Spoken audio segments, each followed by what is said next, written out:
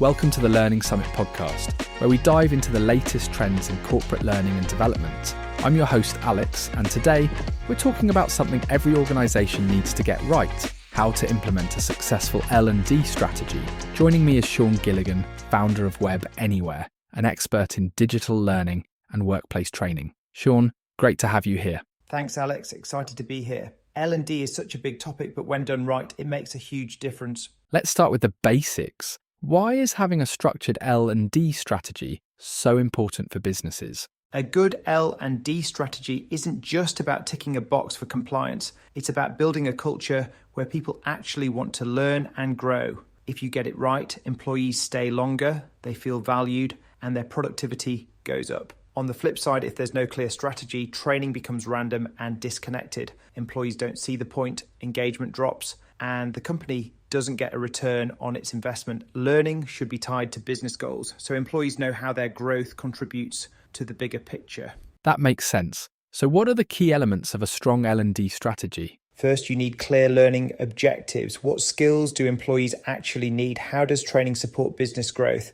If you don't define success up front, it's hard to measure progress. Second, you need leadership buy-in. If company leaders don't believe in L&D, it won't get the resources or attention it deserves. Training needs to be part of the company's DNA, not just a side project. Third, the right technology is key. A modern LMS makes learning accessible anytime, anywhere. It also helps personalize training so employees get content that's actually relevant to them. Then there's engagement.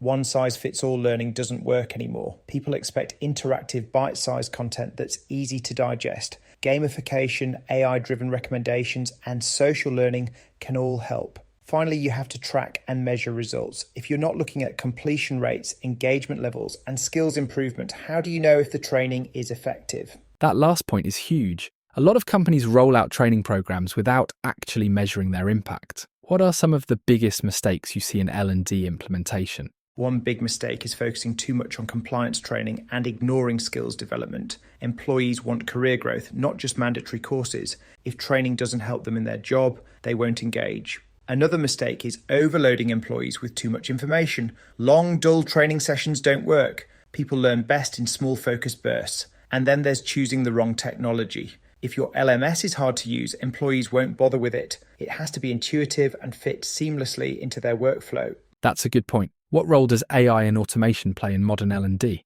AI is a game changer. It personalizes learning so employees get recommendations based on their role, skills, and interests. It also automates things like enrollments, reminders, and progress tracking, which saves time for L&D teams. Plus, AI-driven chatbots and voice assistants can provide instant coaching, which makes training more interactive and engaging. So if a company is just getting started, what are the first steps to building a strong L&D strategy? First, do a skills gap analysis. Figure out what your employees need to learn and how that aligns with business goals. Second, choose the right LMS, something that's flexible, easy to use, and supports mobile learning. Third, get leadership buy-in. Show them how L&D contributes to business success. Fourth, focus on engagement. Keep training interactive, relevant, and accessible. And finally, measure everything. Track completion rates, engagement, and skill improvement so you can keep refining your approach.